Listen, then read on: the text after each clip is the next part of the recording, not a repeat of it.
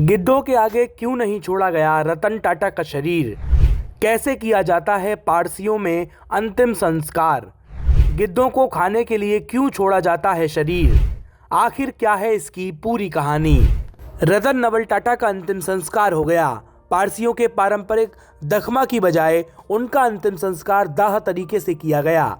सबसे पहले पार्थिव शरीर को प्रेयर हॉल में रखा गया। वहां पर पारसी रीति से गेह सारनू पड़ा गया। रतन टाटा के शरीर के मुंह पर एक कपड़े का टुकड़ा रखकर अहनोवेती का पहला अध्याय पढ़ा गया। ये शांति की प्रार्थना होती है। लेकिन सवाल उठता है कि पारसियों में अंतिम संस्कार कैसे होता है? दरअसल पारसियों में अंतिम संस्कार की परंपरा 3000 साल पुरानी है। पारसियों के कब्रिस्तान को दखमा या टावर ऑफ साइलेंस कहते हैं।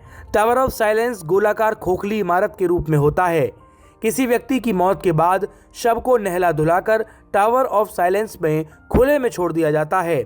पारसियों की अंत्येष्टि की इस प्रक्रिया को दोखमे नशानी कहा जाता है। इसमें शवों को आकाश में दफनाया जाता है, यानी शव के निपटारे के लिए उसे टावर ऑफ साइलेंस में खुले में सूरज और मांसाहारी पक्षियों के लिए छोड़ दिया जाता है। आमतौर पर पारसी समुदाय अंतिम संस्कार के लिए टावर ऑफ साइलेंस में शव को खुला छोड़ देते हैं। गिद्ध जैसे मांसाहारी पक्षी उस शव का मांस खा लेते हैं, लेकिन गिद्ध जैसे मांसाहारी पक्षियों की आबादी कम होने की वजह से अब अंतिम संस्कार का तरीका धीरे धीरे बदलने लगा है। एक्सपर्ट्स के मुताबिक गिद्धों की प्रजातियों की आबादी पिछले कुछ सालों में करीब 99% तक घटी है। गिद्धों की आबादी घटने से मुंबई में रहने वाले कई पारसी अपने प्रियजनों की मौत के बाद उनके शवों के सम्मानपूर्ण निपटारे को लेकर चिंतित थे।